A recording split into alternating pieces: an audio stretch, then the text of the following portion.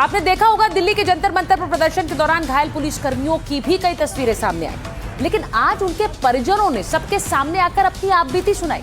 Delhi police और सुरक्षा बलों के परिजनों ने करीब 25 मिनट की एक प्रेस कॉन्फ्रेंस की। कहा कि 20 तारीख के बाद से नैरेटिव गढ़ा जा रहा है कि छात्रों को पुलिस ने पीटा, लेकिन प्रदर्शन का सच तो कुछ और ही है। हमला तो पुलिस वालों पर भी हुआ। अब एक एक करके परिवार वालों ने अपनी आपबीती सुनाई और बताई कि कैसे उनके घर के सदस्य, वो पुलिस वाले जो वहां ड्यूटी पे तैनात थे, बुरी तरह जख्मी हुए।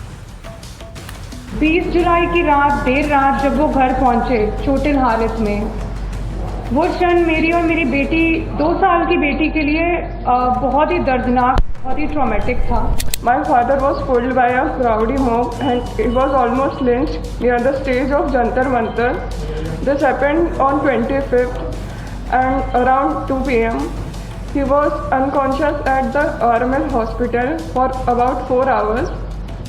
रात को 10 बजे के करीब पापा के कलीग्स उन्हें घर लेके आए और उनकी यूनिफॉर्म पूरी खून से लाल थी।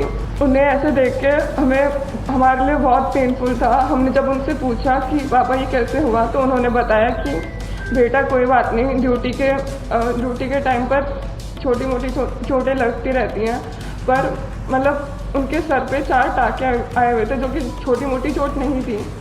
जिस पार्लियामेंट में पॉलिटिशियन पुलिस वालों को क्रिमिनल बोल रहे हैं, उसी पार्लियामेंट को प्रोटेक्ट करने के लिए मेरे पापा ने इतनी सारी सीरियस इंजरीज ली हैं।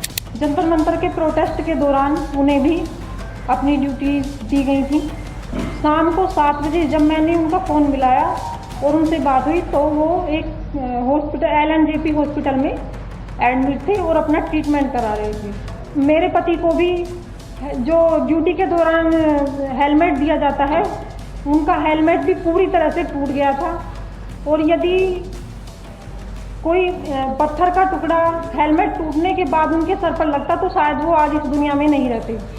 मेरे पापा भी जंतर मंतर के फ्रंट लाइन से उनकी ड्यूटी लगी थी प्रोटेस्ट में, एंड ऑन 25 मई एट 2 PM मुझे पता चला कि मेरे फादर को उनके हेड पे इंजरी आ रखी है उनके फ्रेंड के थ्रू। जब मैंने फ़ोटो देखी तो उनके हेड को शेव कर रखा था और उनके हेड पे लाइक स्टिचेस लग रहे थे 4। उसको देख के I was like really frustrated and मैं बहुत डरा हुआ था।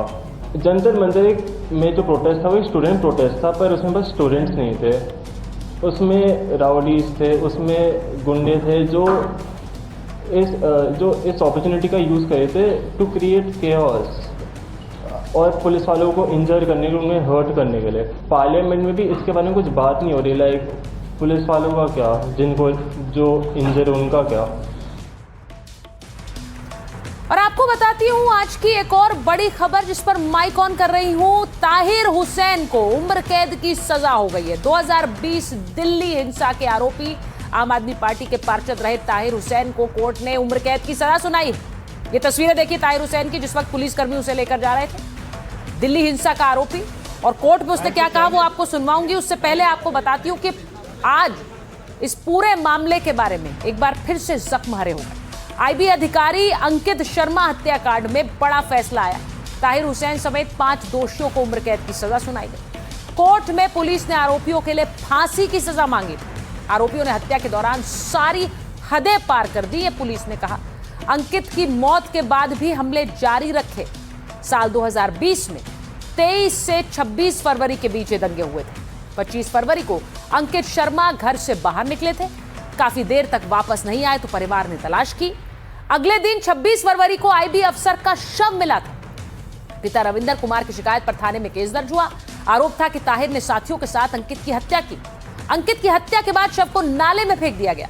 पोस्टमार्टम रिपोर्ट से खुलासा हुआ कि 51 बार चाकुओं से गोदा गया अंकित शर्मा को, और इसके बाद आज उम्र कैद की सजा सुनाई गई। तो सुनिए ताहिर हुसैन क्या कह रहा था। ताहिर कुछ कहेंगे? ताहिर हाई कोर्ट से इंसाफ मिलेगा। हाई कोर्ट है, दे रही है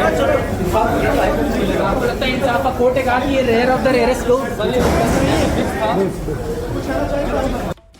तो ताहिर हुसैन ने कहा कि वो हाई कोर्ट जाएगा। मीडिया कर्मी उससे पूछ रहे थे सवाल और बिना किसी झिझक के कह रहा है हाई कोर्ट जाएगा। इस फैसले को सुनाते हुए कोर्ट ने जो टिप्पणी की वो बहुत महत्व रखती है। फैसले के दौरान कोर्ट की सख्त टिप्पणी आई, कहा कि यह बहुत गंभीर घटना थी, बर्बर तरीके से हत्या की गई, मौत के बाद भी शव को घसीटा जाता रहा, चांदबाग तक घसीटकर अंकित शर्मा के शव को ले गए। समाज को झकझोर देने वाली यह घटना थी। शरीर को जानवर की तरह छोड़ दिया गया सड़ने के लिए। नाले से बरामद हुआ था शव, और नाले में शव को फेंकना दिखाता है कि कितनी घृणा, कितनी नफरत इस कत्ल के पीछे थी। तो ये टिप्पणी कोर्ट की फैसला सुनाते वक्त आई, जो सीधे बताती है कि कितनी घृणित मानसिकता के साथ इस कत्ल को किया गया। और अब ताहिर हुसैन को उम्र कैद की सजा सुनाई गई। माय कौन है में आज के लिए फिलहाल इतना ही। आपसे मुलाकात होगी एक बार फिर से सोमवार रात 8 बजे।